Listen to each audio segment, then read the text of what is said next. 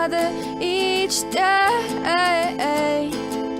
Where there's a will, there's a way.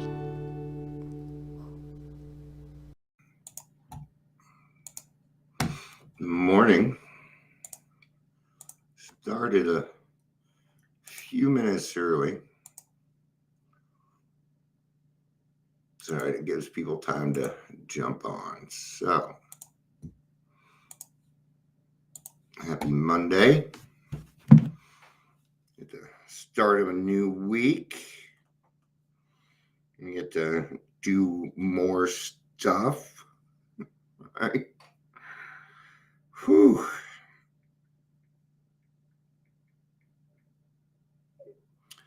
Website's back where it's supposed to be. That really upset me. But I got it done. So, Chris, good morning. Good to see you, brother. Happy Monday to you. Happy sober Monday, right? It's good to be sober. Not good to be a Broncos fan. I'm so embarrassed. Wow. Okay. Let's move on from the Bronco game. First things first. Well, what do they call that? Monday morning quarterbacks. Now come the blame, right? Now come the blame. They're going to start blaming who did what wrong. That'll be interesting. How come when something goes wrong and instead of just going in and taking care of it, we got to blame people first? Why do we got to do that? Just thinking out loud here. Hi, Ingrid. Happy Monday. Happy Monday. So, I've already met with Pastor Marcia today.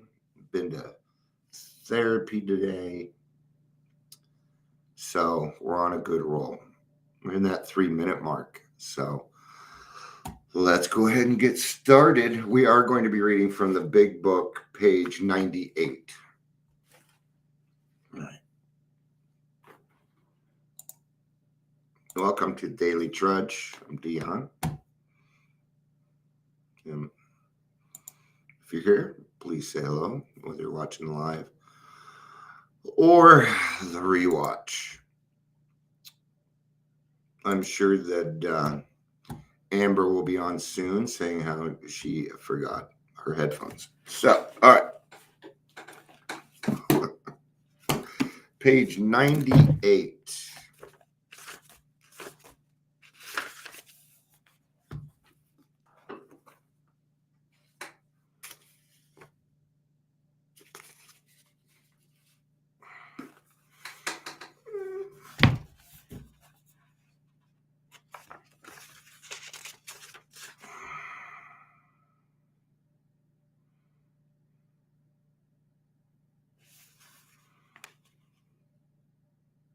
All right.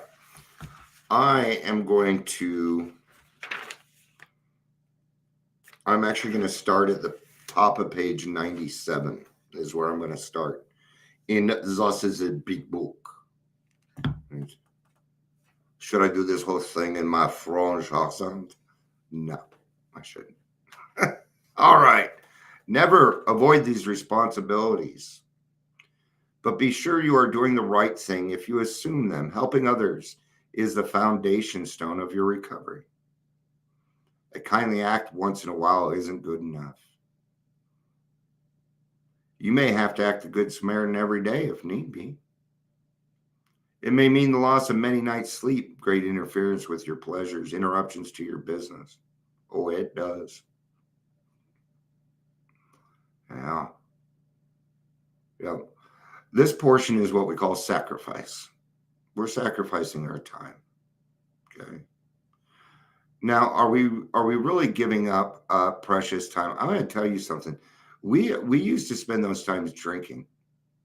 So you haven't really lost any time. In fact, you've gained some. Okay. We got our chance to screw around. Okay. I had my chance. Now, that doesn't mean I don't get to have fun in life. Not everything is so darn serious. Okay. But, yeah, my phone rings all time of the day, all time of the night. I don't always answer. It may mean sharing your money in your home, counseling frantic wives and relatives, innumerable trips to police courts, sanitariums, hospital, jails, and asylums. Your telephone may jangle at any time of the day or night. Your wife may sometimes say she is neglected. Hey, Amber, did you remember your headphones?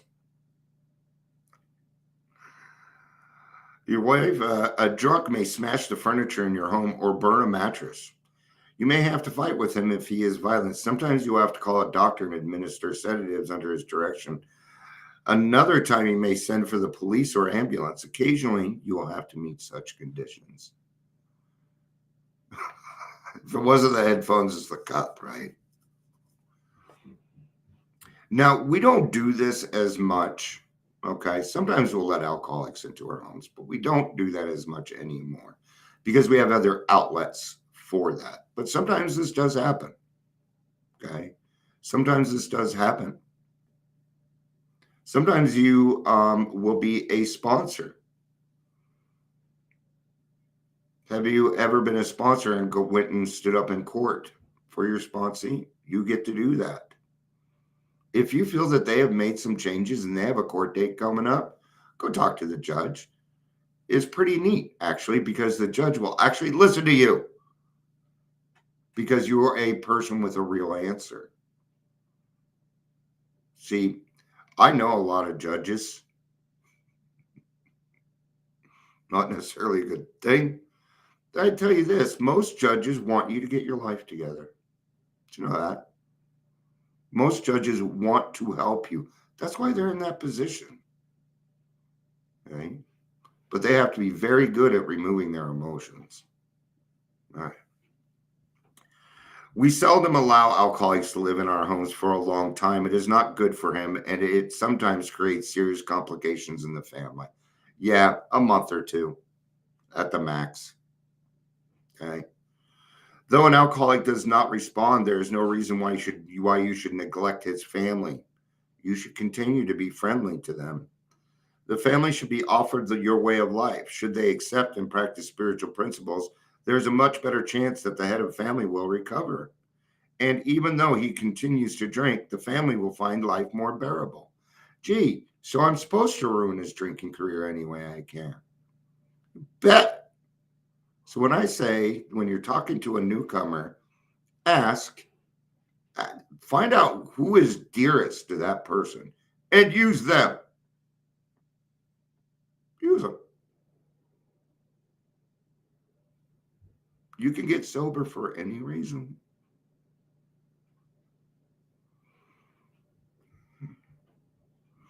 You know those memes where it's like, I want one that says, where the guy sitting behind the table is argue with me. I'd like to have that one. You can get sober for any reason. Argue with me. Prove me wrong. Tell me I'm wrong. Do it. I dare you. I double dare you. Somebody will do it just because I dared. For the type of alcoholic who is able and willing to get well, little charity in the ordinary sense of the word is needed or wanted. The men who cry for money and shelter before conquering alcohol are on the wrong track. Yet we do go to great extremes to provide each other with these very things when such action is warranted. This may seem inconsistent, but we think it is not. It's not inconsistent. Why is it not inconsistent? Because we meet people where they're at, and each person is different. That's why it seems inconsistent, but it's not. Okay? So, I'm a housing first person. That's how I am. I personally, I don't care if you're using it or not. Everybody kind of deserves a place. They deserve their own space. Okay. Is this person going to get sober? Well, if they want to get sober, their chances of getting sober now have increased by about 30%. So see how that is not inconsistent. Okay. I'm housing first. Oh, that person has a mental problem. Great. Do they have a roof over their head? No. Security, man. What does that person want? Do they want a roof over their head? No, they don't. They don't want the charity a lot of times. Sometimes you got to kind of force it on. Hey, this is how we help people. So what do? Well, I don't deserve the help. No, I get that. And that's what I said. So you know what my sponsor told me? You're going to pass it on. So don't worry about it. You're going to pass it on. Oh, okay. Then they're a lot more willing to take that help because then they know that they have skin in the game. Right? We're going to do everything that we can to try and get this person to see their spiritual malady. It is not a matter of giving that is in question, but when and how to give. That often makes a difference between failure and success. The minute we put our work on a service plane, the alcoholic commences to rely on our assistance rather than upon God. I do this immediately with my sponsees. Immediately. They don't need to be calling me every day. No, I don't work that way. No, I've told them, you got to go out and live life. Okay? You're going to clean the house. You're going to take because I work with a lot of men. You got a honey to-do list. Go take care of it. And when you're done, do not go show your significant other. Don't go show, hey, look what I did. Look how I can jump. So we're just looking for approval. No. See? Oh, you did the dishes. Good job. No. You're supposed to do the dishes. You're supposed to take out the trash. That's part of being responsible. You don't get a thank you for doing the right thing. It's not how it works. At least for me, that is not how it works. Okay. Now, there are some people that actually go for this and they put their work on a service plane. Those are the recovery predators that I talk about, and they will intentionally do this because they want the person to rely on them. Ooh. If your sponsor says, you need to call me every day, you need to, that's narcissism. No, you got to do it the way that I do it. This is my program. This is how I work my program. So fucking what? Right? This is individualized. Your program is not going to look like my program. God, let's hope not. I don't want your program. I got mine. Does that make sense? Because then what I do is I take information from lots of different people. I don't agree 100% with one person. That's stupid. That's ridiculous. That's codependency. That's weak. No. Guess what? We're allowed to be different. We're supposed to be different. How are we supposed to get to the right answer, man? How are we supposed to get to the right answer if we can't sit down, debate, and still be friends? How are we going to make it, man? Right? But your sponsee cannot depend on you. Why? Because you're not God. Lack of power. That is our dilemma. We must find a power greater than ourselves. Agreed, Leisure. Agreed. I love this. God wants us to be different. God doesn't want me to be like Leisure. Leisure's Scott's himself, man. And so what I get to do is I get to enjoy what he does without being an asshole about it. Isn't that cool? Okay. What a much easier life. I was just talking to my therapist about this. Once you get through the work, this way of life, hands down easier. Hands down easier. Yeah. My life's much easier today because I have a power greater than myself. Okay. So there it is, when and how to help. Sometimes you got to leave the sponsee alone. How else are they going to get through let go and let God if they're dependent upon their sponsor? Okay. I encourage my sponsees to go to different meetings than me all the time. Okay. Now it's funny, I go to 3 p.m. meeting. It was kind of cool because all my sponsees were speaking. And yeah, it was kind of neat. But I encourage them to go to other meetings. Right? I encourage them to go listen to other people besides Dion. I don't have all the answers. I don't want to give you all the answers.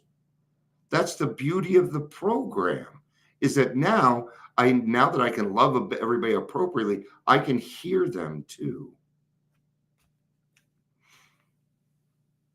He clamors for this or that, claiming he cannot master alcohol until his material needs are cared for. Nonsense. Now I'm going to tell you something. The first time I got sober, I was living on Skid Row. We had nothing. We had nothing, man. You too, Ingrid. I love you.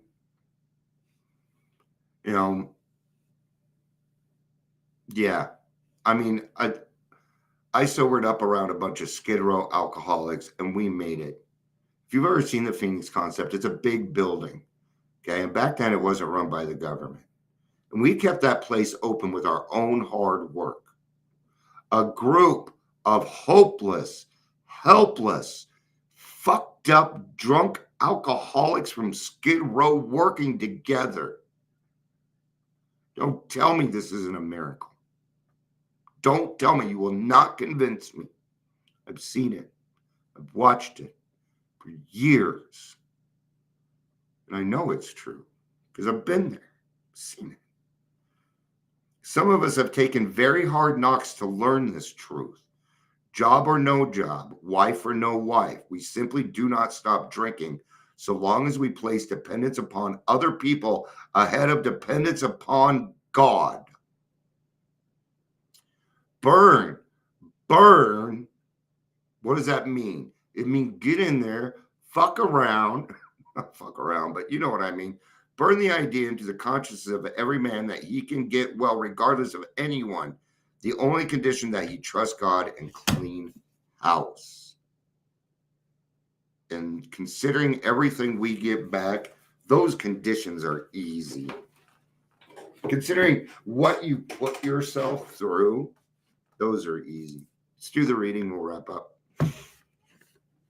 Before coming to AA, I always had excuses for taking a drink. He said, I got fired yesterday. I got a great job today.